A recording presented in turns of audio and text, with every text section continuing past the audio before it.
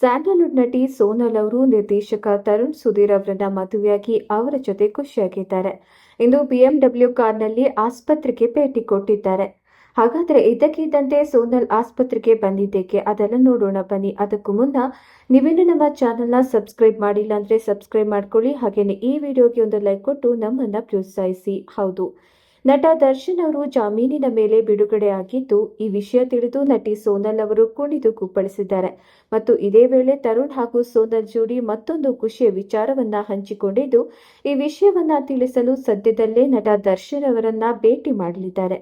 ನಟ ದರ್ಶನ್ಗೆ ಬೇಲ್ ಸಿಕ್ಕ ಬೆನ್ನಲ್ಲೇ ತರುಣ್ ಹಾಗೂ ಸೋನಲ್ ದಂಪತಿಗಳು ಕುಣಿದು ಕುಪ್ಪಳಿಸಿದ್ದಾರೆ. ಆದ್ರೆ ದರ್ಶನ್ ಅವರನ್ನ ಇಂದು ಭೇಟಿಯಾಗಿಲ್ಲ. ಕಾರಣ ದರ್ಶನ್ ಅವರಿಗೆ ಬೆನ್ನು ನೋವು ಇದೆ. ಆಗ ನೋವು ಕಡಿಮೆ ಆದ ನಂತರ ಭೇಟಿಯಾಗುತ್ತೀನಿ ಅನ್ನುವ ಮಾತನ್ನ ತರುಣ್ ಹೇಳಿದ್ದಾರೆ.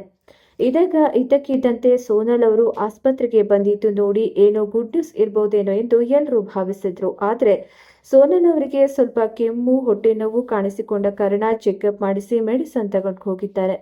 ದರ್ಶನ್ ಅವರು ತರುಣ್ ಹಾಗೂ ಸೋನಲ್ ಮದುವೆಗೆ ಬರಲು ಸಾಧ್ಯವಾಗಿರಲಿಲ್ಲ. ಆದ್ದರಿಂದ ದರ್ಶನ್ ಅವರು ಗುಣಮುಖರಾದ ಬಳಿಕ ಮತ್ತೊಂದು ರಿಸೆಪ್ಷನ್ ಮಾಡಿಕೊಳ್ಳುವುದಾಗಿ ತರುಣ್ ಸುಧೀರ್ ಅವರು ಹೇಳಿದ್ದಾರೆ.